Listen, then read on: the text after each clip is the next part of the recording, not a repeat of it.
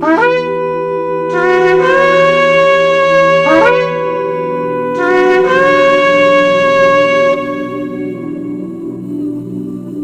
ኪዳን ሐዋርያትን ከብሉይ ኪዳን ምኖች ነቢያት ጋር ነው ያነጻጸርናቸው አይደል? ያነጻጸርናቸው ይሄን ነው። ለምንድን ነው ሁለቱንም እናነጻጽረው? የብሉይ ኪዳን ነቢያት አንድ ሶስት ጠባዮች ነበሯቸው። አንደኛው ጠባያቸው ቀጥተኛ የእግዚአብሔር ልዑክ ናቸው። በአዲስ ኪዳን ቀጥተኛ የእግዚአብሔር ልዑክ እኔ አይደለሁም፣ ወንጌላዊ ከላይ አይደለም፣ ፓስተር ከላይ አይደለም፣ ነቢይ ከላይ አይደለም። 12ቱ ሐዋርያት ናቸው በጌታ ተመርጠው የተላኩ። በኋላ ደግሞ ጳውሎስ የሚባል ጌታ ተከስቶለት ቀጥታ ልሾም ልልክህ ያለው ማለት ነው። እዚህ የብሉይ ኪዳን ነቢያት በአዲስ ኪዳን ሐዋርያት ነው የተተኩት እንጂ የብሉይ ኪዳን ነቢያት በአዲስ ኪዳን ነቢያት አልተተኩም። ባጭሩ የአዲስ ኪዳን ነቢያት ወይም የአዲስ ኪዳን የትንቢት አገልግሎት የብሉይ ኪዳን ነቢያትና የብሉይ ኪዳን የትንቢት አገልግሎት አይነት አይደለም። የብሉይ ኪዳን ነቢያት በመስፈሪያቸው የተኳቸው የአዲሱ ኪዳን ሐዋርያቶች ናቸው።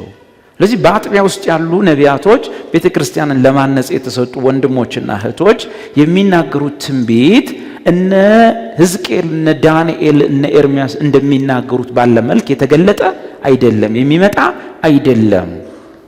እነዛ አንድ ቀጥተኛ ልዑክ ናቸው። ሁለተኛ ቀጥተኛ የቃል መገለጥ የተሰጣቸው ፊደል በፊደል ቁጥር በቁጥር ነጥብ በነጥብ። ሶስተኛ ላይ ደግሞ የሚናገሩት የስልጣን ቃል ከመሆኑ የተነሳ የአምላክ ቃል ነው ተብሎ ሚጻፍ ነው። መቀነስ መጨመር አይቻልም። መጽሐፍ ይሆናል። ቅዱስ መጽሐፍ ተብሎ ምዕራፍና ቁጥር ይገባለታል። ስለዚህ እነሱ ጋር የምናነጻጽረው ይህንን አይነት መስፈርት የሚያሟሉት የአዲስ ኪዳን ሐዋርያቶች እንጂ ነቢያቶች አይደሉም። ከዛ ተነስተን የአዲስ ኪዳን ሐዋርያትን ጥቅሶች እያወጣን ማየት ጀመርን። አንደኛ እነሱም እንደ ብሉይ ኪዳን ነቢያት የእግዚአብሔር ልዑክ ናቸው፣ ቀጥተኛ መልእክተኛ ናቸው። ኢየሱስ እንዳለ እኔ አብ እንደላከኝ እኔም እናንተን ልካችኋለሁ እንዳለ እንደዛ አድርጎ ነው የላካቸው። ሳውልን ቀጥታ እግዚአብሔር በኋላ ጳውሎስ የሆነውን ሲልከው አየን። እንግዲህ እነዚህ ያየናቸው ስለሆኑ ነው ጥቅሶቹን አውጥተን አይተናል። ከሁሉ በላይ ለዛ ማነጻጸሪያ መነሻ የሆነን ጌታ ኢየሱስ ክርስቶስ ነው። መጽሐፉ አዲስ ኪዳናችን ራሱ የብሉይ ነቢያት የሚያነጻጽረው ከአዲስ ኪዳን ሐዋርያት ጋር ነው እንጂ ከአዲስ ኪዳን ነቢያት ጋር አይደለም። አንዱ ከኢየሱስ ጀመርን። ለምሳሌ ብሉይና አዲስን ያኛውን በነቢያት ተናገረ፣ እዚህ ጋር ደግሞ በማን ተናገረ ይላል። ቀድሞ ያለውን በነቢያት ተናግሮ አሁን ግን ሁሉን ወራሽ ባደረገው በልጁ ለኛ ተናገረን አለ አይደል? ለኛ የተናገረው በልጁ ነው አለና ልጁ ማን ነው አለን? ምዕራፍ 3 ላይ ስንሄድ የእምነታችን ሐዋርያ የሆነው ኢየሱስ ክርስቶስ። ስለዚህ በብሉይ ኪዳን ትእዛዛቱን መመሪያውን በነቢያት ሰጠ፣ በአዲስ ኪዳን ከኢየሱስ ጀመርን፣ በኢየሱስ ተናገረን ይላል። ኢየሱስን ደግሞ ምን ይለዋል ቀጥሎ? የእምነታችን ሐዋርያ። ስለዚህ ኢየሱስ የእምነታችን ሐዋርያ ሆኖ መመሪያውን ስርዓቱን ጀመረው ማለት ነው። የተነጻጸረው ከብሉይ ኪዳን ነቢያት ጋር እንደዛ አይነት ሌሎች ጥቅሶች አውጥተን አየን። ለምሳሌ ሁለተኛ ጴጥሮስ 3:2 አየን። ሁለተኛ ጴጥሮስ 3:2 በንባብ ብቻ እንየው። ወዳጆቼ ሆይ አሁንም እጽፍላችሁ መልእክት ይህች ሁለተኛይቱ ናት። በቅዱሳን ነቢያትም ቀድሞ የተባለውን ቃል ቀድሞ በማን የተነገረው? በቅዱሳን ነቢያት። አሁንሳ በሐዋርያቶቻችሁም ያገኛችኋትን የጌታን የመድኃኒትን ትእዛዝ እንድታስበው። ለብሉይ ኪዳኑ መመሪያው ትእዛዝ የሰጠው በነቢያት፣ በአዲስ ኪዳን ደግሞ የቤተ ክርስቲያን መመሪያው ትእዛዙ የሰጠው በማን? በሐዋርያት። የሚነጻጸሩት ሁለቱ እንጂ እኛ መሀል ያለ ወንድማችን ነቢይ ከሌ ወይም በትንቢት አገልግሎት የሚያገለግለን ወንድምና እህት ተነስተው እኔ እንደ ኤርሚያስ ነኝ፣ እኔ እንደ ሕዝቅኤል ነኝ ቢሉ አይመጣም። የብሉይ ኪዳኑን መመሪያ ትእዛዝ ስርዓት የሰጠው በነቢያት ሲሆን በአዲስ ኪዳን ደግሞ በኢየሱስ ጀመረው። ኢየሱስ የእምነታችን ሐዋርያ ስለሆነ ቀጥሎ ደግሞ ጴጥሮስም ነገረን በቀደሙት ነቢያትና አሁን ደግሞ በሐዋርያቶቻችሁ በኩል የሰማችሁትን የጌታን ትእዛዝ አጥብቃችሁ እንድትይዙ እንድታስቡ በሁለቱ እያሳሰብኳችሁ ቀን ልቦናችሁን አነቃቃለሁ። ስለዚህ ያሳስበናል። አሁን በቤተ ክርስቲያኑ ስላለው መመሪያ፣ ስርዓት፣ ተዋረድ ወዘተ መመሪያውን፣ ስርዓቱን፣ ትእዛዙን ከጌታ ተቀብለው የሚሰጡን ነቢያቶቻችን ሳይሆኑ ወይም ነቢያቶች ሳይሆኑ እነማን ናቸው? ሐዋርያቶች ናቸው። አጥብቀን እንድንይዝ የታዘዝነው የትኛውን ነው? የቀደሙት ነቢያትና የአዲስ ኪዳኖቹ ሐዋርያት የሰጡትን መመሪያ። ለምንድን ነው ጳውሎስ ሐዋርያ መሆኑን ነገረንና አንዳንድ የቤተ ክርስቲያን ፕሪሴፕትስ ኦርደርስ ስርዓቶችን እንደዚህ ደነገገና ምን አለ? ይሄን እኔ ሰጠኋችሁን ድንጋጌ ወይም ወግ እኔ ከጌታ ተቀብያለሁ። ስለዚህ ማንም ነቢይ የሆነ ቢመስለው አይደል ያለው? ነቢይ የሆነ ቢመስለውና ይሄን ነገር አልቀበልም ቢል ይህች የጌታ ትእዛዝ እንደሆነች ይወቅ። አለበለዚያ ያ ነቢይ ነኝ የሚለው ሰውዬ እሱ ራሱ አይታወቃል። ምን ማለት ነው? የአዲሱን ኪዳን ወግ ስርዓት የሚደነግጉልን ሐዋርያት እንጂ የአጥቢያ ነቢያቶች አይደሉም። የአጥቢያ ነቢያቶች የሚያገለግሉት አገልግሎት ትንቢታቸው ልክ ነው። መጽሐፍ ቅዱስ እንደማስተምረው ወንጌላዊ ከሌ ሄዶ ወንጌል እንደሚሰራው ነቢይ ከሌ ተነስቶ እንደሚጸልይልን የሁላችንም አገልግሎት በማን ስልጣን ስር ይሆናል? በቃሉ ስልጣን ስር ስንል ማን በጻፈው?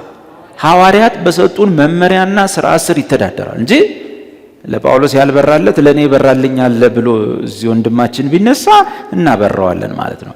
ለጳውሎስ ያልበራለት ላንተም ይበራልህ ምንም ነገር የለም።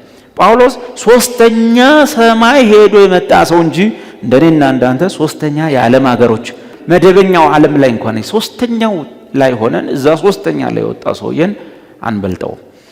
ርቀት አለን ማለት ነው። ስለዚህ ለሐዋርያት ስልጣን፣ ለሐዋርያት ስያሜ፣ ለሐዋርያት ትእዛዝ፣ ለሐዋርያት መመሪያ ተጠንቅቀን በእነርሱ በኩል የመድኃኒታችን የኢየሱስ ክርስቶስ ትእዛዝ ስለሆነ የሰጠን የጌታንና የመድኃኒትን አድኖናል። አዎ፣ ግን ሰልጥኖብናል። ጌታ ነው።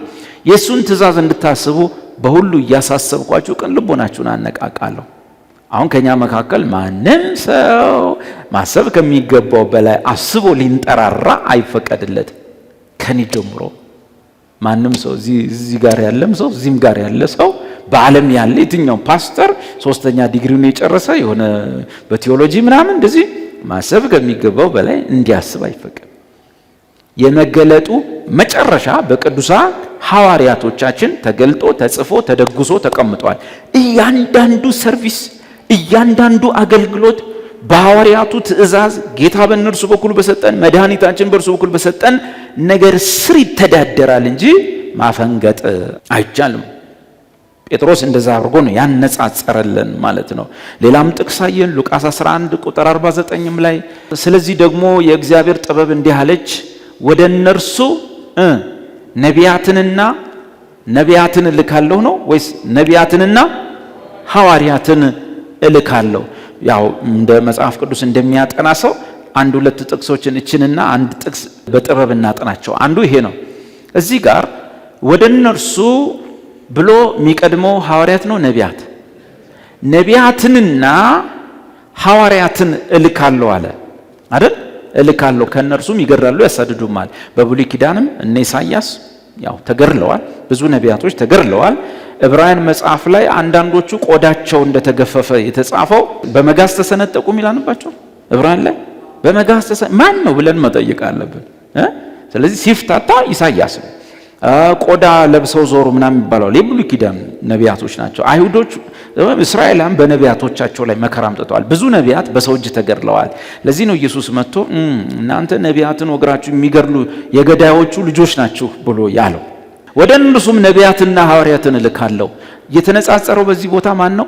ነቢያትና ቅዱስ መጽሐፍ ሲጻፉ ሐዋርያት ከተከተሉ የአዲስ ኪዳን ሐዋርያቶች ናቸው ነቢይና ሐዋርያ። ግን በአንድ ቦታ ላይ ደግሞ እንደዚህ የሚል ቃል አለ፣ በሐዋርያትና በነቢያት መሰረት ላይ የሚቀድመው እሱ ቦታ ላይ እነማን ናቸው? አቤት በሐዋርያትና በነቢያት መሰረት ላይ ተመስርታቸዋል። ማነች እሷ? ቤተክርስቲያን። ቤተክርስቲያን ትምህርቷ በማንና በማን የተጣለ ነው? በነቢያትና በሐዋርያት ነው። በሐዋርያትና በነቢያት። እነሱ ነቢያት እነማን ይመስሏቸዋል? በዚህ ቦታ ላይ መጽሐፍ ቅዱስ እንደሚያጠና ሰው ነው ማጥናት ያለ። በነቢያቱና በሐዋርያቱ ሲል ቀድሞ በነበሩት ነቢያት የብሉይ ኪዳን ነው፣ ሐዋርያት በአዲስ ኪዳን ነው። በዛች ቦታ ላይ ግን ስትሄዱ ቸርች ጋር ሲመጣ በሐዋርያትና በነቢያት መሰረት ላይ ነው ምንለው። እዚህ ጋር መጣችሁ በነቢያትና በሐዋርያት መሰረት ላይ ኖ የብሉይ ኪዳን ነቢያት የአዲስ ኪዳኗ ቤተክርስቲያን መሰረት አይደሉም፣ ፈጽሞ አይደሉም። ጭራሽ እንደውም የቤተክርስቲያን ነገር ከብሉይ ኪዳን ነቢያት ምን የሆነ ነው?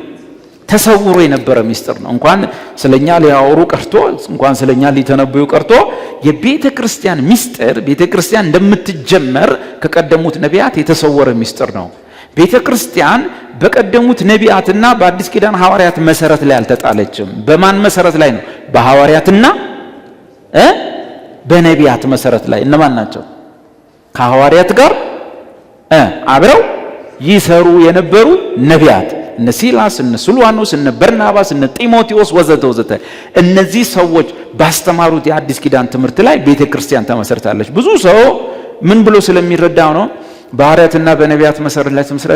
ሐዋርያት ሲባል እነ ጴጥሮስ እነ ጳውሎስ፣ ነቢያት ሲባል እነ ኢሳይያስ እነ ኤርምያስ። ኖ ኢሳይያስ፣ ኤርምያስ፣ ሕዝቅኤል፣ ዳንኤል ፈጽሞ የቤተ ክርስቲያን መሰረት ላይ አይደሉም። በቤተ ክርስቲያን መሰረት ስራ ውስጥም የሉበትም። እንደውም የቤተ ክርስቲያን መገለጥ መከሰት ከቀደሙት ነቢያት የተሰወረ ሚስጥር ነው እንኳን ሊናገሩ። ስለዚህ መጽሐፍ ቅዱሳችሁን ስታጠኑ በማስተዋል እንደሚያጠና ሰው ነው የሚጠናውና በመናነጻጸር ጊዜ ኦሪትን ከአዲስ ወይንም የቀደመው በማን ተተካ ሲባል የሚቀድሙት ነቢያት ናቸው። እነ ኢሳይያስ እነ ኤርምያስ በነቢያት ቀጥሎ ደግሞ በአዲስ ኪዳን ሐዋርያት የተነገራችሁን አስተውሉ። ቀድሞ ነቢያትን አሁን ደግሞ ሐዋርያትን ወግረው ገደሉ። ይሄም በማስተዋል ማለት ቸርች ጋር ሲመጣ ግን በነቢያትና በሐዋርያት መሰረት ላይ ተመስርታለች አይባልም። ምንድነው የሚባለው? አቤት በሐዋርያትና በነቢያት አብሯቸው የነበሩ ወንድሞች በሙሉ ኢቭን መጽሐፉን የጻፉላቸው በሙሉ በዘመኑ የቤተ ክርስቲያን ነቢያት ወይም ሐዋርያትን በማይሸፍኑባቸው ቦታዎች ሁሉ ይሸፍኑ የነበሩ ናቸው። ሐዋርያት ቁጥራቸው ጥቂት ነው። 12 የበጎ ሐዋርያት አለ። ቆይቶ ደግሞ ከ7 ከ8 ዓመት በኋላ አንድ ምርጥ ሐዋርያ ተጨምሯል። ኪዳኑ ግን ሰፊ ነው። ህዝቡ ሰፊ ነው። አገልግሎቱ ሰፊ ነው። ስለዚህ አስተምሮና መሰረት መጣል ላይ ሐዋርያት ይሰሩና ግን እነርሱ በማይኖሩበት በማይሸፍኑበት ቦታ ሁሉ እየተላኩ ይሰሩ የነበሩ ወንድሞች ነቢያት ተብለው ይጠራሉ። ለምሳሌ በኢየሩሳሌም ጉባኤ ላይ ድንጋጌ ሲደነገግ ነቢያት ነበሩና ማንና ማን ላኩላቸው? ሲላስና ጓደኛው አይደለ? ተልኮ ሄደው ቤተክርስቲያን ውስጥ በቃል እንዲያጸኗቸው አደረጓቸው፣ እንዲያስተምሯቸው። ምን ስለነበሩ? ይሁዳና ሲላስ ነቢያት ነበሩና። ምን ማለት ነው?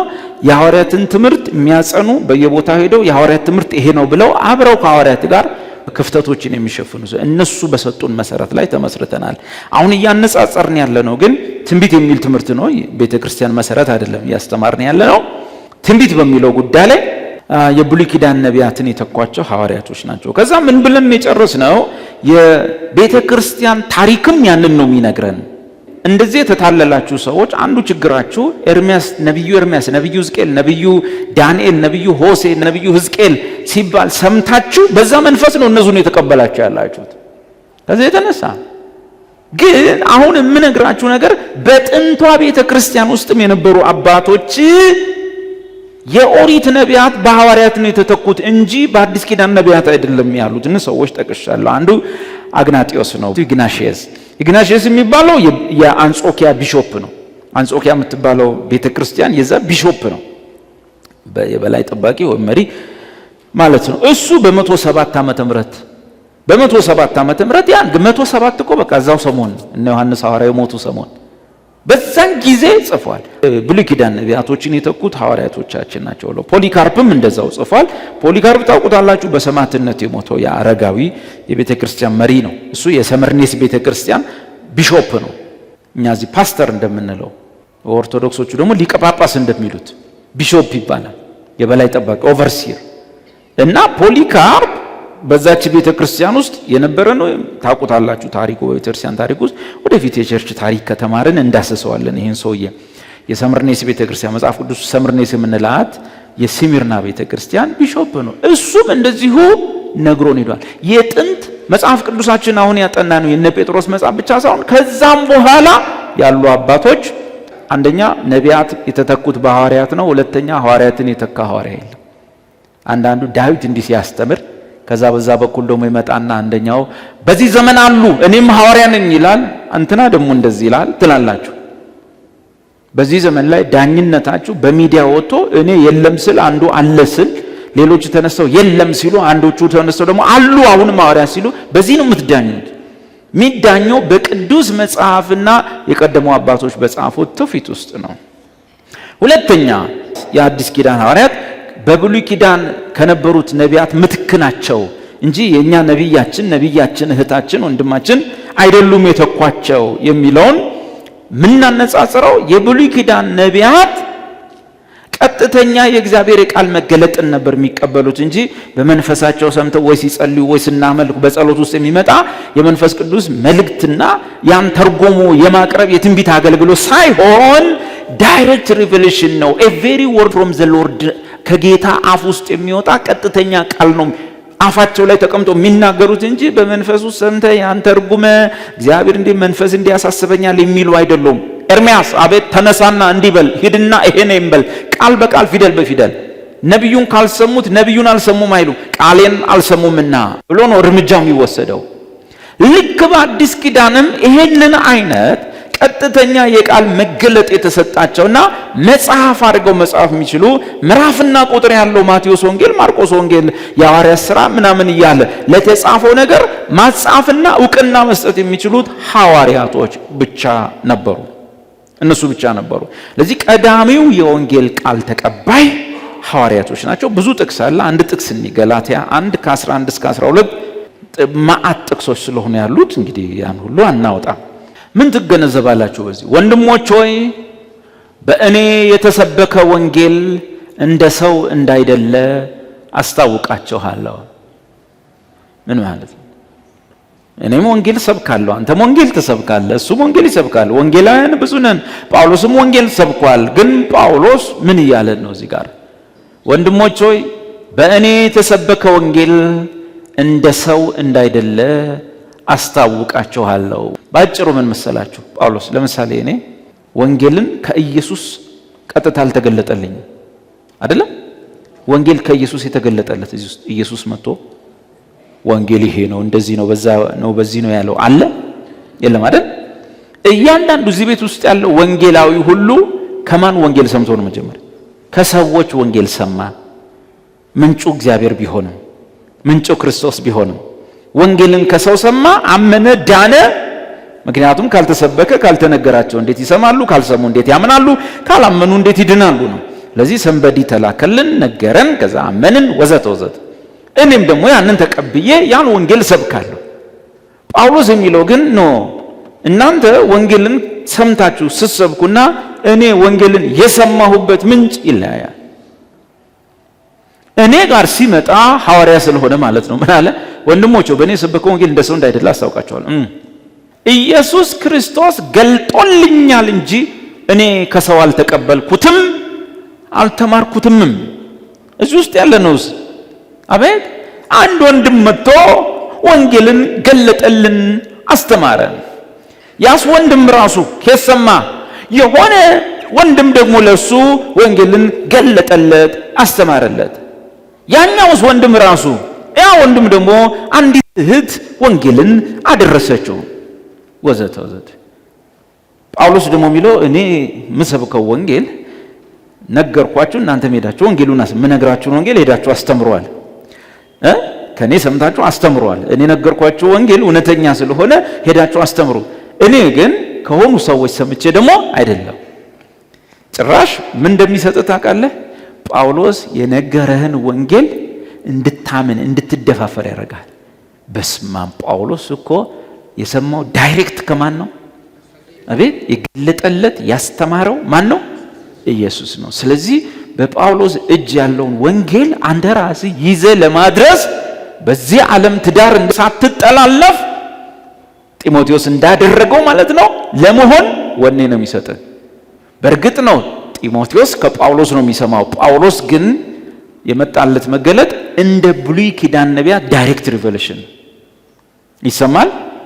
የብሉይ ኪዳኑ ነቢይ ዳይሬክት እንደሚመጣለት መገለጥና ትምህርት ነው። ሐዋርያው ጳውሎስም ዳይሬክት ከክርስቶስ ዘንድ የመጣለት መገለጥና ትምህርት እንጂ ከሰዎች የሰማው ወይም በሰዎች የተማረው አይደለም።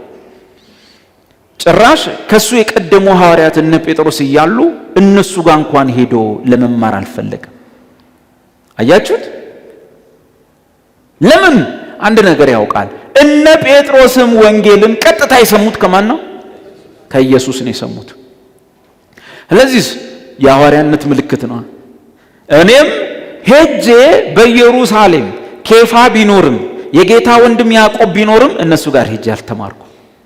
እግዚአብሔር ልጁን በእኔ ሁኔታ ሊገልጥ በወደደ ጊዜ ከስጋና ደም ጋር አልተማከርኩም። ቀጥታ ጌታ ገለጠልኝ። መጀመሪያ ተገለጠልኝ፣ ከዛ ገለጠልኝ፣ ከዛ አስተማረኝ። ስለዚህ የኔ ወንጌል እናንተ አሁን ይዛችሁት እንደምትሄዱት ባለ መልክ የተገለጠ ወንጌል አይደለም። እኔ ገለጠልኝ ዳይሬክት። እናንተ ደግሞ እኛ ሐዋርያቶች ነገርናችሁ፣ ከኛ ሰማችሁ፣ ከኛ የሰማችሁትን አጥብቃችሁ ያዙ። የአዲስ ኪዳኑ ነቢይ ግን ዳይሬክት ሪቨሌሽን የለውም። መንፈስ ቅዱስ በሚጸልይ ሰዓት፣ በሚያመልክ ሰዓት ወዘተ ወዘተ በውስጡ የሚያመጣውን አንዳች መልእክት ወይም አንዳች ሪፖርት ሰውየው በመገለጡ ልክ በመረዳቱ ልክ ሰምቶ ተርጉሞ ኢንተርፕሬት አድርጎ አንዳንዴ አበላሽቶ አንዳንዴ አሳምሮ አንዳንዴ ራሱን ጨምሮ አንዳንዴ ቀንሶ የሚያቀርበው ነው። ለመተናነጽ፣ ለመመካከር ወዘተ ወዘተ የምትጠቅመናል። ወንድሞችን ለማበርታት፣ ይዛሉትን ለማበርታት፣ የደከሙትን ለማበርታት፣ ለመገሰጽ የሚጠቅም አገልግሎት ከመሆን በስተቀረ ትንቢተ ኤርምያስ ነው ትንቢተ ሕዝቅኤል ነው እንዳትል። ትንቢተ ኤርምያስን ትንቢተ ሕዝቅኤልን የተካው የሐዋርያው ጳውሎስ መልእክት፣ የሐዋርያው ጴጥሮስ መልእክት፣ የሐዋርያው ዮሐንስ መልእክት፣ የማቴዎስ ወንጌል ምናምን ነው የተካው። ለዚህ በእነዚህ በነቢያቱና በሐዋርያቱ ስልጣን በተጻፈ ቃል ስር ነው መተዳደር የምንችለው። እኩል ቤትም መግባት አንችልም። አልፎ ማሰብ ከሚገባው በላይ ማሰብ ክልክል ነው። በእነሱ ስልጣን ስር ሆነ እችን እባብ ብቻ ምን ታሳያቸዋለች? ሐዋርያት ተመሳሳይ ወንጌል ብንሰብክም ለነሱ የተገለጠበት መንገድና ለኛ የተገለጠበት መንገድ የትየለሌ ይለያያል። ይሰማላል። እኔ ያመንኩት ጳውሎስ ያመነውን ኢየሱስ ነው አይደል? እኔ ያመንኩት ጳውሎስ ምትድኑት በጸጋ ነው ያለው ነው አይደለም? እኔ ግን ሰማው፣ አንተም ሰማህ፣ አንዱ ለአንዱ አሰማ፣ ይሄ ምስራች ተሰማ። ጳውሎስ ጋር ሲመጣ ግን ማንም አላሰማውም። ማንም መጥቶ ለጳውሎስ የሰበከለት የለም። ጭራሽ ሰባኪዎቹን ሊገድል ሲሄድ ነው ራሱ ጌታ የተገለጠለት። ስለዚህ እኔ ጋር ወንጌል የመጣበት መንገድ ይሄ ሁሉ ምጽፍላችሁ 14 መልእክታት የመጡበት መንገድ እናንተ ጋር 14ቱ መልእክቶቼ በመጡበት መንገድ አይደለም። እኔ ዳይሬክት ነው የተገለጠልኝ፣ እናንተ ደግሞ ለኔ የተገለጠውን ሰጠኋችሁ ነው። 14ቱን መጽሐፍቶችን እያነበባችሁ ነው፣ እያጠናችሁ ነው። አንዳንዶቹንም ገና አላነበባችኋቸው ወይም አጥንታችሁ አልደረሳችሁባቸውም። እድሜ ዘመናችሁን መንፈስ ቅዱስ ወደ እነዛ መገለጦች ውስጥ ይከታችኋል። እኔ ግን 14ቱን መጽሐፍቶች ዳይሬክት ነው የተቀበልኩት። ስለዚህ የኦሪት ነቢያት ዳይሬክት ሪቨሌሽን ያላቸው ቀጥተኛ የእግዚአብሔር ቃል መገለጥ ነው ያላቸው። በአዲስ ኪዳን ለነማን እንደሆነው ለሐዋርያት እንደሆነው። ሶስተኛ ማነጻጸራችን የብሉይ ኪዳን ነቢያት የሚናገሩት ቀጥተኛ ቃል የእግዚአብሔር ቀጥተኛ ቃል ከመሆኑ የተነሳ የተናገሩት ቃል በሙሉ የማን ቃል ነው? የእግዚአብሔር ቃል። አይቀነስም፣ አይጨመርም፣ አይታረምም።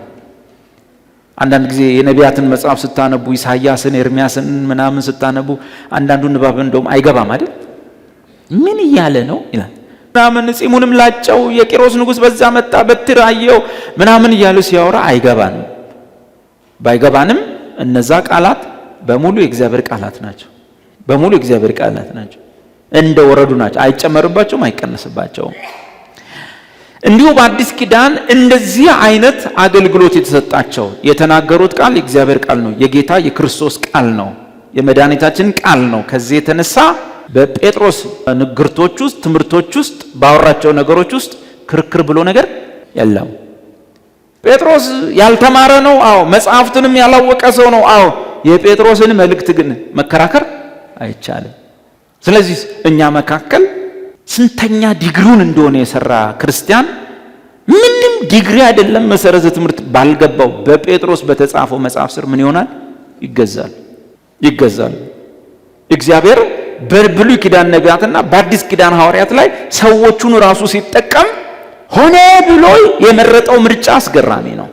ለምን ሲባል የሚነገረው ቃል በእነርሱ የአምላክ ቃል መሆኑን እንድናውቅ የሰዎቹን ሚዛን ዝብርቅርቅን ያደረገብን።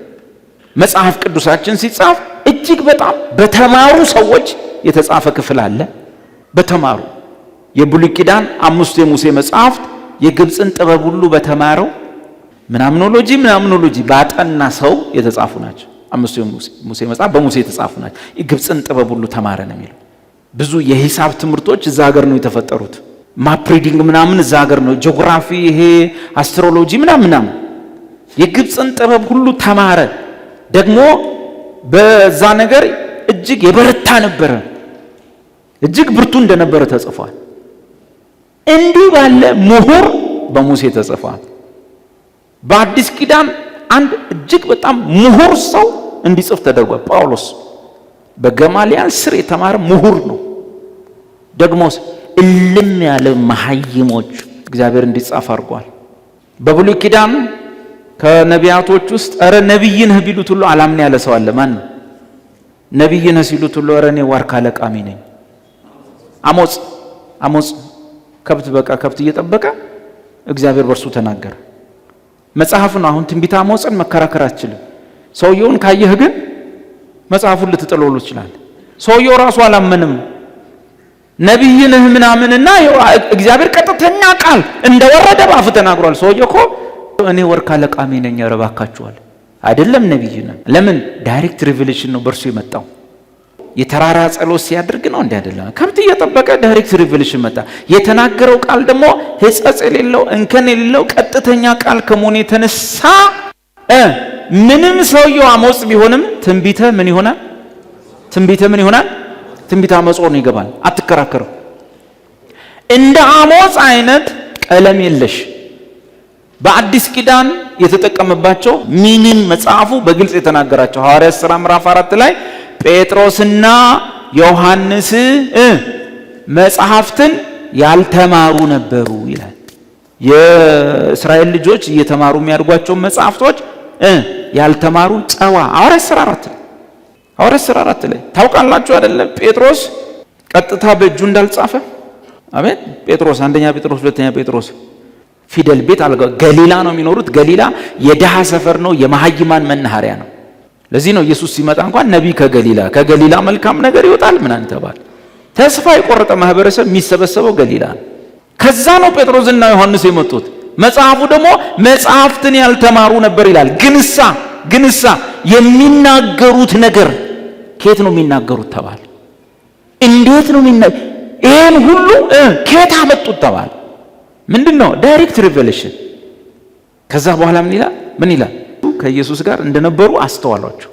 ኦኬ፣ እነዚህ ሰዎች እኮ ከኢየሱስ ጋር ነበሩ። አየህ፣ መሐይም ምንም የማያውቁ ሰዎችን እግዚአብሔር ተጠቅሟል። ለምንድን ነው እግዚአብሔር እንደ ሙሴ አይነት እንደ ጳውሎስ አይነት ምሁር እዚህ ውስጥ እንዲጽፍ አድርጓል? እና ቀጥሎስ እንደ ጴጥሮስና እንደ ዮሐንስ አይነት ፊደል ገበታ ያልገባ ጽፏል። ለምን ይመስላችኋል? እግዚአብሔር በምሁር ብቻ ቢጻፍ 66ቱ መጽሐፉ የምኖች ይሆናል? የምሁራን በመሐይም ብቻ ቢጻፍ መጽሐፉ ምን ይሆናል? ለመሐይም ብቻ የሚጠቅም ምሁራን አይመለከታችሁ መጽሐፍ ቅዱስ አታነቡ ይባል ነበር። ንጉሥ አጽፏል። በንጉሥ አጻፈ። ንጉሥ ዳዊት እዚህ ውስጥ ተሳትፏል። ቅድም እንዳልኳችሁ ዋርካ ለቃሚ የከብት ጭራ ተከትሎ የሚሄድ ልጅ በሱ አጽፏል። እግዚአብሔር ምን ጨነቀው? እግዚአብሔር መጨረሻ መጽሐፉ ሲያልቅ የማን መጽሐፍ ሆነ? የድሃ የሀብታም የምሁር የመሐይም የማን ሆነ? የእግዚአብሔር መጽሐፍ ሆነ። ስለዚህ ዳይሬክት ሪቨሌሽን በሚመጣባቸው ሰዎች በኩል የተገለጠና ቅዱስ መጽሐፍ ሆኖ መጽሐፍ የሚችል ቃል ነው ሐዋርያት በአዲስ ኪዳን ያላቸው። ስለዚህ የብሉይ ኪዳን ነቢያት እንደሚጽፉት ሁሉ የአዲስ ኪዳን ሐዋርያትና በእነሱ ስልጣን ስር ያሉ ወንድሞች የመጽሐፍ መብታቸው የተጠበቀ ነው። በጴጥሮስ መልእክት ላይ ክርክር ሊገባው ማንም ሰው አይችልም። ያልተማረ ሰው ጻፈው ሊለው አይችልም።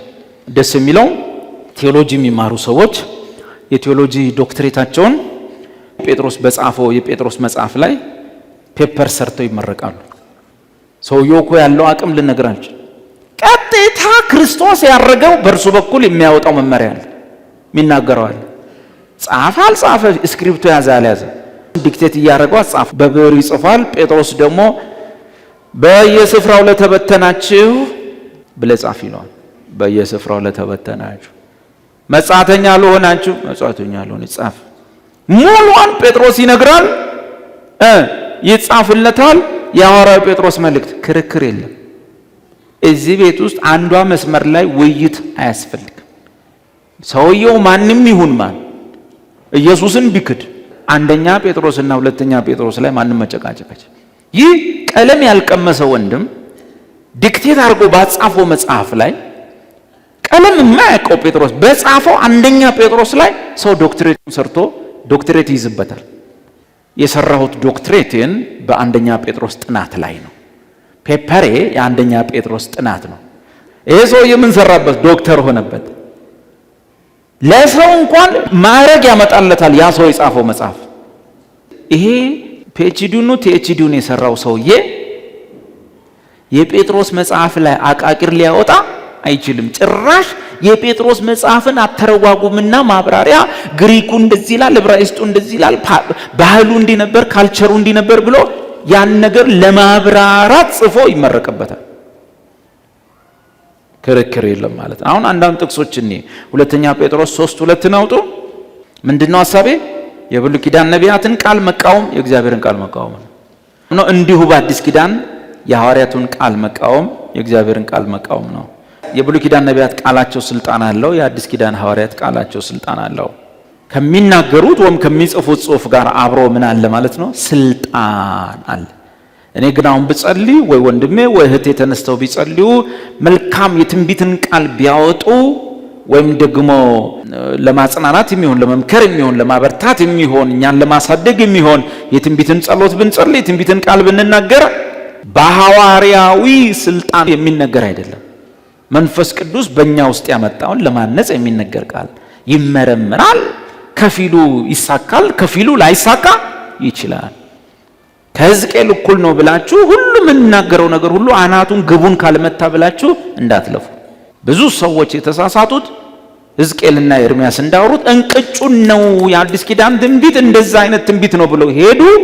ሰውየው ወይ ከፍሎ ወይ ገምሶ ወይ ጭራሽ ሳይናገረው ተናገረ፣ ተበላሸ። ሲበላሽ ግራ መጋባት ውስጥ እንገባለን። ሁላችንም ማወቅ ያለብን አንደኛ የምንናገር የምንጸልይ በጸሎት ሰዓት ይመጣል፣ በአምልኮ ሰዓት ውስጥ ይመጣል። እምነታችን የሚያመጣው ነገር አለ። በህሊናችን ውስጥ የሚመጣ ድምፅ አለ። ያን በህሊናችን ውስጥ የመጣ ጤናማ መልእክት ለማነጽ የሚሆን ለመምከር የሚሆን ለማበረታታት የሚሆነውን ነገር ሲመጣ መፍራት የለም። ከአንተ ቃል በመጽሐፍ ተጽፎ ምዕራፍና ቁጥር አይወጣለትም። ዋናው ነገር መሰረታዊ መስፈርቶችን አሟላ። ዶክትሪን እንደማያበላሽ እርግጠኛ ሁን የምትናገረው ቃል። ለምሳሌ በውስጥህ ይህ ሕዝብ አይድንም የሚል ቃል መጣልህ፣ እሱ ከእግዚአብሔር አይደለም፣ አለቀ። ለምን? ይህ ሕዝብ ምን ብሏል? ድኗል፣ አለቀ። ገድዬ ጨርሳለሁ ይህን ሕዝብ የሚል ድምፅ መጣልህ፣ ደጋግመህ ጸልይ። ሌላ ድምፅ ነው። ኢየሱስ እኔ ሰዎችን ልገድል ልፈጅ አልመጣሁም፣ ባጭሩ እኔ ሕይወት ልሰጣቸው ነው። ምን ሆነሃል? ምን አይነት መንፈስ ነው የሆነልህ አይደል ያለው። ስለዚህ ይሄ ግደል የሚለው ምን አይነት መንፈስ ሆነልኝ ብለህ መመርመር፣ እንዲህ ዶክትሪን እንዳይጥስ መጠንቀቅ። ከሁሉ በላይ ጌታችን መድኃኒታችን ኢየሱስ ክርስቶስ መስቀል ላይ የፈጸመውን የቤዛነት ስራ፣ የማዳን ስራ፣ የመስቀሉን ኃይል፣ የመስቀሉን ስራ እንደማያክፋፋ እርግጠኛ መሆን ከሁሉ በላይ አደገኛው እሱ ሞቱና ትንሣኤውን የሚያስረሳና የሚያስክድ ጥርጥር ውስጥ የሚከት ነገር አይሁን። በተረፈ በጸሎት ሰዓት፣ በአምልኮ ሰዓት፣ በመዝሙር ሰዓት ወዘተ በውስጣችሁ የሚመጣ ማናቸውም መንፈስ ቅዱስ ለመንፈሳችሁ ዛት ሚንስ ለህሊናችሁ የሚያመጣውን አንዳች ሪፖርት አንዳች መልእክት ለማውጣት አትፍሩ። ለዚህ ነው ጳውሎስ ሁላችሁም በእያንዳንዳችሁ ላይ ትንቢት ልትናገሩ ትችላላችሁ። የምትፈሩት ምንድነው ሲባል ትንቢት ማለት እንደነ ኢሳይያስ ነቢይም ማለት እንደነ ኤርሚያስ መሆን መስሏችሁ ነው። አይደለም። የአዲስ ኪዳኑ ላይ ከፊል ነው። ከትንቢት ከፍለን ነው የምናገር። ድብዝዝ ያለ ነው፣ ብለርድ ነው፣ ግልጥ አይደለም። የሆነ ነገር መጥቷል፣ ያንን ትግልጥ አለ። እንኳን አንተ አጋቦስም እንደሚታሰር ያውቃል፣ ማን እንደሚያስረው ግን የራሱን ጨመረ። ሁለተኛው በውስጣችሁ ሲመጣ መናገር እንዳትፈሩ ብቻ አይደለም፣ የምትሰሙ ሰዎች ደግሞ እንደ ኢሳይያስ ነው ትንቢቱ፣ ሰውየውም እንደ ኤርሚያስ ነው ብላችሁ እንዳታስቡ። የሚነገረውንም ትንቢት ተናጋሪውንም ከብሉይ ኪዳን ነቢያት ጋር እንዳታገናኝ። ማናቸውም በውስጥ የሚመጣን ሪፖርት መናገር ትንቢት ስለሚባል ነው የኛ ትንቢት የተባለው እንጂ ከነ ኢሳይያስ ጋር ካለው ቀጥተኛ የቃል መገለጥ ጋር የሚገናኝ ትንቢት አይደለም። ያም ቢሆን አምላክ ቀጥታ ስለገለጠው ትንቢት ተባለ። እኛም ጋር ቢሆን መንፈስ ቅዱስ ወይም አምላክ በጥቂቱ ብለር ዳርጎ ገለጸውና ትንቢት እንለዋለን። ትንቢት የተባለበት ትልቁ ነገር በአፍ ስለተነገረ ብቻ። እዚህ ውስጥ በውስጡ ድምጽ የማይመጣ የለም። እዚህ ውስጥ እግዚአብሔር የሆነ ነገር የማይናገረው ሰው የለም። አብዛኛው ሰው የሆነ ነገር እንደዚህ ይሰማኛል የሆነ ነገር እንደው ይላል እንጂ የሆነ ነገር ሳይሆን መንፈስ ቅዱስ ነው። በጎቼ ድምጼን ይሰማሉ። እንኳን በጸሎት ውስጥ ሆነ ቀርቶ እንኳን በመንፈስ ውስጥ ሆነ እንኳን በመዝሙር ውስጥ ሆነ ቀርቶ እየሄድክም የሆነ ነገር ኖ የስ ይላል። ሁሌ የሆነ ነገር እንዳወራችሁ ነው አውቃለሁ። ያንን በአማርኛ በኦሮምኛ በአፍ በቃል አውጥተህ ስትናገረው ትንቢት ከማነብነብ ጋር ከመናገር ጋር የተገናኘ ስለሆነ ትንቢት አልነው እንጂ ያውን ድምጽ ነው የምታወራው፣ ሌላ ነገር የለውም። አደገኛው ነገር ተናጋሪውም ራሱን እንደ ኤርምያስ ሕዝቅኤል ሲያስብ፣ ትንቢቴም እንደ ሆሴ እንደ እንትና ነው ብሎ ሲያስብ፣ ሁለተኛ ህዝቡም ነቢዩ በቀለን ነቢይት አስቴርን እንደ ነቢዩ ኢሳይያስ ኤርምያስ ሲቆጥሩት፣ ትንቢቱም እንደዛ ፐርፌክት ነው ሕጻጽ የለውም እንቅጯን ነው ብሎ ማመን ሲጀምር ኮንፊዥን ውስጥ እንገባለን። እግዚአብሔር ሆይ አግዘን። ግራ መጋባት ውስጥ እንገባለን። ከዛ በኋላ ደግሞ የሰጠነው ቦታና ግምት ትልቅ ስለሆነ ሰዎቹም ለሌብነት ተመችቷቸዋል። አንዳንዱ እኮ ራሱ እንደ ኢሳይያስ እንደ ኤርምያስ ነው የሚቆጥረው። ማን ነው እንደዛ አሳሳተው ሲባል ህዝቡ። አንዱ ዕውቀት ማጣቱ ነው። የቀደሙት ነቢያትን የተኳቸው ባለስልጣን ሐዋርያት ብቻ እንደሆኑ ዕውቀቱ ስለጎደለ ነው። የዕውቀቱ መጉደል ደግሞ ምን አደረገው? ሰው ነብዩ ሲል ሰውየው ደግሞ ቤቱ ይገባና ሲያይ ነብዩ ኢሳይያስ ይላል። ከኢሳይያስ ጋር አንድ ነኝ ማለት ብሎ ይወጣል። ህዝብ ያሳስታል። ታውቃላችሁ፣ እዚህ ታገለግሉ የምትጸልዩ ሰዎች ወንድሞች አገልግሎታችሁን የሚቃወሙ ሳይሆኑ አገልግሎታችሁን የሚደግፉ ሰዎች እንዳያሳስቷችሁ። አገልግሎታችሁን የሚቃወሙ ሰዎች ያበረቷቸዋል። አገልግሎታችሁን የሚደግፉ ሰዎች ደግሞ ማኑ ሊያስነኳቸው ይችላል። ባይ እግዚአብሔር አንተ እኮ ሲሉ ሽማግሌ ሁሉ ያስጠላሃል፣ ሌሎች ወንድሞች ሁሉ ያስጠሉሃል፣ ቸርቹ ራሱ ያስጠላል። ቸርች ክፈት ነው የሚል ይሰማል ወይ? ክፈት ነው የሚል። ከዛ እኛ የባለፉትን 20 ዓመታት የበላናትን መከራ ለብቻ ትጀምራታል። በእኛ ያለቀው ዱላ በአንተ እንደ አዲስ ይጀምራል። ሌላው የብሉይ ኪዳን ነቢያትን ቅድም ያልነው ስልጣን ቃል ስላላቸው ቃላቸውን አለመቀበል የማንን ቃል አለመቀበል ነው አይደለም? ስለዚህ በነ ጴጥሮስም አገልግሎት ውስጥ እንደዚህ ነው። ለምሳሌ ሐዋርያትን መዋሸት ማንን መዋሸት ነው? አቤት እግዚአብሔርን መዋሸት። በእርግጥ ነው እኛም ቢሆን እርስ በርሳችን ውሸት እንዳንነጋገር ተጽፏል። ግን ስልጣንን በተመለከተ ልክ የብሉይ ኪዳኑ ነቢይ ጋር ሄደ እንደማዘባርቀው ሁሉ ጴጥሮስም ጋር ሄደ መዘባረቅ አትችልም። ሁላችንም ውሸት ላንነጋገር እንችላለን። ግን ሐዋርያትን መዋሸት ቀጥታ በእነሱ እየሰራ ያለውን ቀጥተኛ መገለጥ የሚሰጠውን መንፈስ ቅዱስን መቃወም ተብሎ ተጽፏል። ታውቁታላችሁ አይደለ? ሐዋርያት ሥራ መጽሐፍ ላይ ጴጥሮስ ጋር መተው ዋሹ፣ ባልና ሚስት ዋሹ አይደል? ምንኛ እኮ እናንተም ቢሆን እኛም ሁላችንም በቀን ስንት የሚዋሽ ጴንጤ ይገጥመናል፣ ምንም አይሆንም። ግን ጴጥሮስ ጋር ተመቶ ውሸት ተዋሽቷል። ባልመጣ ዋሸ።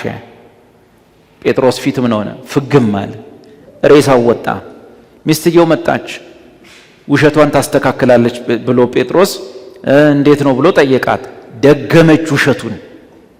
ባልሽን የወሰዱት ሰዎች እግር በደጅ ነው፣ አንቺንም ያወጡሻል አላት። ድብ አለች፣ ተሸኘች። አይደለም? ስለዚህ ሐዋርያው ጴጥሮስ ጋር መጥቶ መፎገር ችግር አለው። ማንን መቃወም ነው ያለው? ጴጥሮስ። እሱ ጋር መጥቶ የዋሹትን ውሸት ጴጥሮስ ምንድን ነው ያለው? መንፈስ ቅዱስ ላይ ለመዋሸት እንዴት ተስማማችሁ? አንቺና ባልሽ እንዴት ተስማማችሁ? መንፈስ ቅዱስ ላይ ለመዋሸት ሰውየው የተሰጠውን ቦታ ታያላችሁ። አቤት ውክልና ታያላችሁ። አሁን እኔ እዚህ ውስጥ 10 ሰው ቢዋሸኝ መንፈስ ቅዱስ ላይ ተዋሽ ዘንድ ምናምን ብል ትሞታለህ? ትወድቃለህ? አትወድቅም። ኦኬ ዴቭ ስለሆነ ተናንቀን ሊሆን ይችላል። የእናንተ ፓስተር ብትዋሹት ፊቱ ድፍት ትላላችሁ አትሉ? አቤት ፊቱ ብትሞቱስ ፖሊስ አያስረውም? እሱ ያስረዋል። ባይዘው ጴጥሮስ የተናገረውን ቃል አንቺንም ያወጡሻል ብሎ ተናገራት።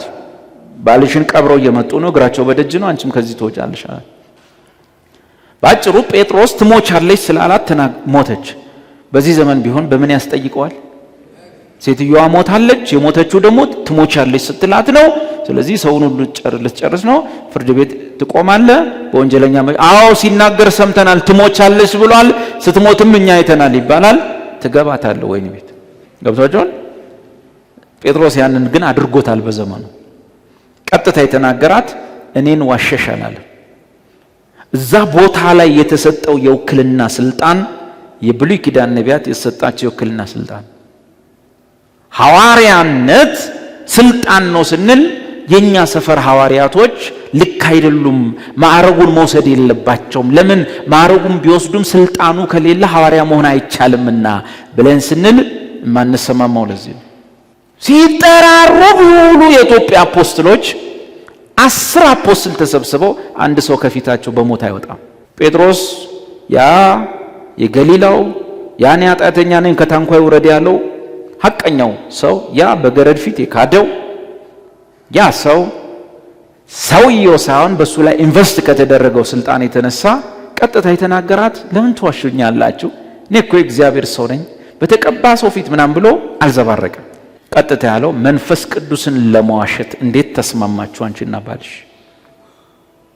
ኦ ማይ ጎድ! ያ ቦታ ከባድ ቦታ ይሰማል አይደል? አሁን በልካችን የተሰፋ ልብስ ያምርብናል። ያ ለጴጥሮስ የተሰፋለት ልብስ ነው።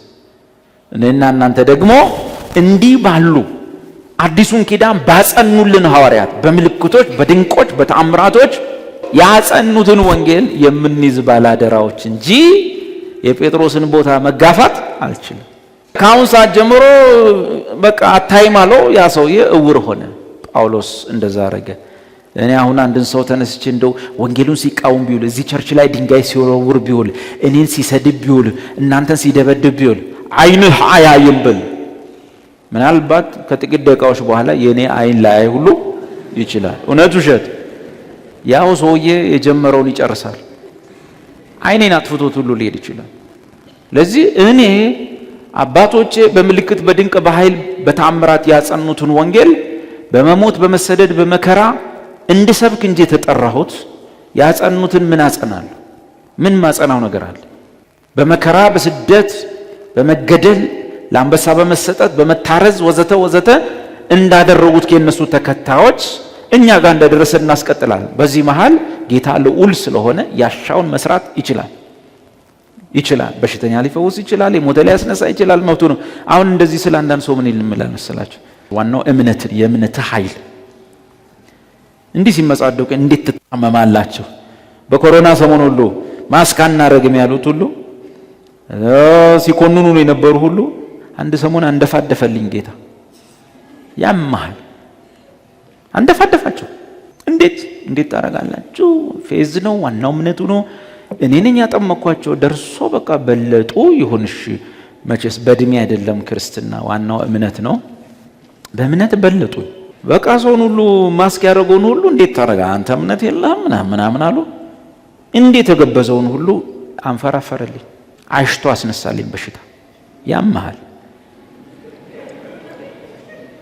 ስለዚህ እምነቴ አንሱ አይደለም አይኔ ጥፋ ብል ማይጠፋው። አንደኛ የማንም አይን እንዲጠፋ አልፈልግም። ሁለተኛ ጳውሎስም አይን የማጥፋት አገልግሎት አይደለም ያገለገለው፣ ወንጌሉን የማጽናት ነው። ወንጌል ጸንቶ ተጽፎ ተደጉሶ 27 መጽሐፍ ሆኖ መጥቶልናል። በማን? በሐዋርያት እጅ በተደረጉ ምልክቶችና ድንቆች። እኛስ የኛ ደግሞ ሰስቴኒንግ ግሬስ ነው። ሰስቴኒንግ ግሬስ ማለት በየቀኑ የሚደረግ የእግዚአብሔር የመግቦት ጸጋ። የታመመው ይፈወሳል፣ ላይፈወስም ይችላል። ሁሉም ክርስቲያን የግድ የታመመው ሁሉ መዳን የለበትም። አንዳንዱ መንገድ ሆኖ ይሰናበታል። ቸርች ሆስፒታል አይደለችም። ቸርች የእግዚአብሔር ቃል ነው የሚነገርባት። ሁሉም ሰው በተጸለየ ቁጥር ሚድን ከሆነ እኮ ለሀገሪቱም ከባድ ነው፣ ለኢኮኖሚውም ከባድ ነው። የተወሰኑ ሰዎች መሄድ አለባቸው። ቦታ እየለቀቀን እየተኩ እንደዛ ነው የሚኬደው። ይሰማል። እኔ 94 ዓመት ሽማግሌ ሆኜ ጥርሴ አልቆ ማኘክ አቅቶኝ ለምንም አስቸግሬ አልጋ ላይ ሆኜ መታችሁ እድሜ ቀጥል ልትሉ ነው ልጸልዩ ነው? እግዚአብሔር ሆይ እንዲህ ቢዝረከረክም ላንተ ምን ይሳላል እድሜ ስጠው ልትል ነው አይደለም የሚባለው። ዴቭ በጌታ ነህ? አዎ በጌታ ነህ።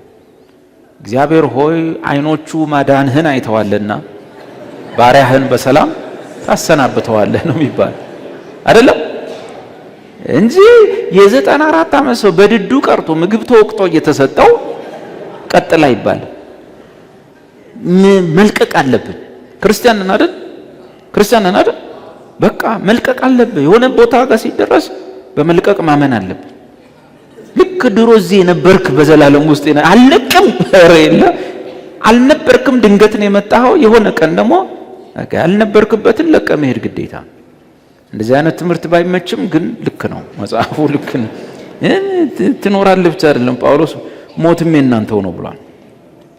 ዋናው ነገር ምንድነው? እግዚአብሔር በጊዜ ቶሎ ሰራ አርግና አንደኛ ለአክሊል የሚሆነን ነው፣ ሁለተኛ ያንተ መንግስት ያንተ ወንጌል የሚቀጥልበትን ይሁን ነገር ሰርቼ ልለፍ፣ ለዚያም ደግሞ ለአክሊል የሚሆነውን ብልጥ አርገኝ ነው የሚባል። ዋናው ብልጥ አርገኝ ይባላል። ጳውሎስ ምን እንዳለው ታውቃላችሁ? የሚናገረውን ነገር ምን እንዳል ታውቃላችሁ? እስቲ አውጣው አንድ ጥቅስ፣ ሁለተኛ ቆሮንቶስ 13:3 ይሄን ሁሉ ማወራላችሁ። የብሉይ ኪዳን ነቢያትን የተኩት እነማን ናቸው? ሐዋርያት ናቸው። የብሉይ ኪዳን ነቢያት የሚናገሩት ቃል የአፋቸው ቃል የማን ቃል ነው? አቤት ቀጥታ የእግዚአብሔር መገለጥ የእግዚአብሔር ንግግር ነው ይያለው። ጳውሎስስ ምን አለ? ሐዋርያ ስለሆነ ምን አለ? አደራ ማንም ነብይ እዚህ ውስጥ እንደዚህ ሊል አይፈቀድለትም። ጳውሎስ ምን አለ? ሁለተኛ ቆሮንቶስ 13:3 ሁለተኛ በእናንተ ዘንድ በነበርኩ ጊዜ እንደተናገርኩ አሁን ደግሞ በሩቅ ስሆን ክርስቶስ በእኔ አድሮ እንዲናገር ማስረጃ ከፈለጋችሁ። ምን ማለት ነው?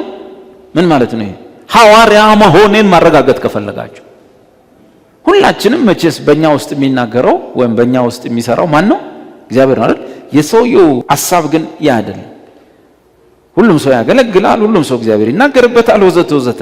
እሱ ግን በዚህ ቦታ እያወራ ያለው የብሉይ ኪዳን ነቢያት ቀጥታ አፈ እግዚአብሔር ነበሩ። እግዚአብሔር ፊደል በፊደል ነጥብ በነጥብ የውጣ በሚናገረውን ቃል ነው እንደወረደ የሚያወሩ እንጂ ሰምተው ተርጉሞ አይደለም። እንዲሁ ጳውሎስ ያንኑ ነገር እየተናገረ ነው። ክርስቶስ በእኔ አድሮ እንዲናገር ማስረጃ ከፈለገ ምን አስጨነቀው? ሁሉም ክርስቲያን ክርስቶስ ነው የሚናገርበት። ሁሉም ክርስቲያን እግዚአብሔር ይናገርበታል። ግን ሁሉም ክርስቲያን እግዚአብሔርና ራሱ ነው የሚያወራው። ይጨምራል፣ ይቀንሳል፣ ያሻሻል። የአዲስ ኪዳን ነብይም እንደዚህ ነው። ጳውሎስ ግን የሚለው እምሰጣችሁ መመሪያ፣ እምሰጣችሁ ፕሪሴፕትስ፣ እምሰጣችሁ ስርዓቶች፣ እምሰጣችሁ ወጎች ሁሉ ቀጥታ እየሰጣችሁ ያለው ማን ነው? ሕዝብ የለኝም ይላል። አቤት ማን ነው ቀጥታ የሚናገረው? ክርስቶስ። ጳውሎስ ለምንድን ነው አንዳንድ ስርዓቶችን ሰጥቶ ይህ ለእናንተ አሳልፌ የሰጠሁትን እኔ ከጌታ ተቀብዬ ነው? ዳይሬክት ሪቨሌሽን ነው፣ ቀጥተኛ የቃል መገለጥ። ነቢይ ግን ይህን ማድረግ አይችልም። ነቢይ የአዲስ ኪዳን ነቢይ ማለት ነው። በጸሎት ሰዓት፣ በአምልኮ ሰዓት፣ በሆነ ሰዓት መንፈስ ቅዱስ በመንፈስ ውስጥ የሚያመጣው በህሊና ውስጥ የሚያመጣው ሪፖርት አለ። ያንን ሪፖርት በራሱ አማርኛ በራሱ ነገር አሳንሶም ቀንሶም ማወፍሮም አንዳንዴ ጨማምሮም አንዳንዴም ቀናንሶ ይናገራል። ጎሽ ካልነው ደግሞ አንዳንዴ ያ ድምፅ ሳይመጣም ይናገራል።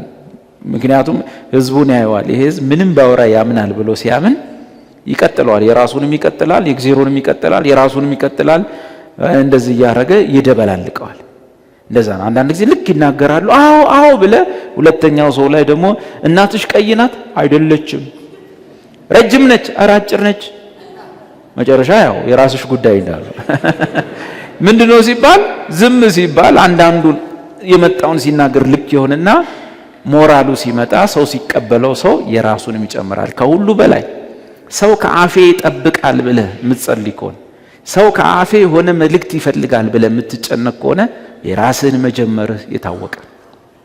ሁለተኛ በእናንተ ዘንድ በነበርኩ ጊዜ እንደተናገርኩ አሁንም ደግሞ በሩቅ ስሆን ክርስቶስ በእኔ አድሮ እንዲናገር ማስረጃ ከፈለጋችሁ እንደገና ብመጣ እንዳራራላቸው አስቀድመው ኃጢአት ላደረጉት ለሌሎችም ሁሉ አስቀድሜ ብያለሁ። ኦ ማይ ጋድ ሶዮ እውነት እኔ ሐዋርያ ለመሆን ቀጥተኛ የቃል መገለጥ በእኔ ውስጥ እንደሚመጣ እኔ ሰምቼ ተናጋሪ ሳልሆን ክርስቶስ በእኔ እንደሚናገር የምሰጣችሁ ሥርዓትና ወግ ሁሉ ከክርስቶስ ተቀብዬ አሳልፌ የምሰጣችሁ ባጭሩ የሐዋርያነት ምልክቴን ማስረጃ የምትፈልጉ ከሆነ እመጣለሁ።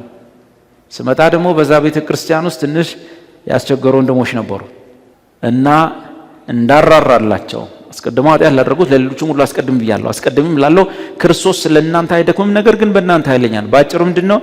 እመጣለሁ በእኔ ስልጣን ምክንያት በተሰጠኝ ስልጣን ምክንያት ዋጋቸውን መሰጣቸው ወንድሞች አለዋል።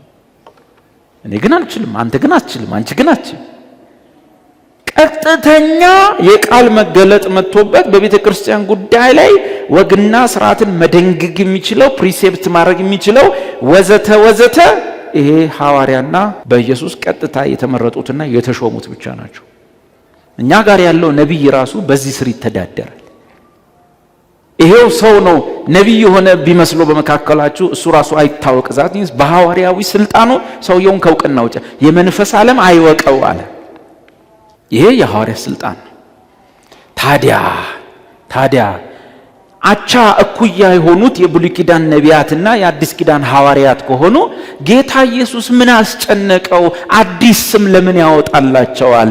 የድሮቹን ነቢያት እንዳላቸው እነዚህንም ነቢያት የአዲስ ኪዳን ነቢያት ናቸው ብሎ 12 ነቢያት መረጠ።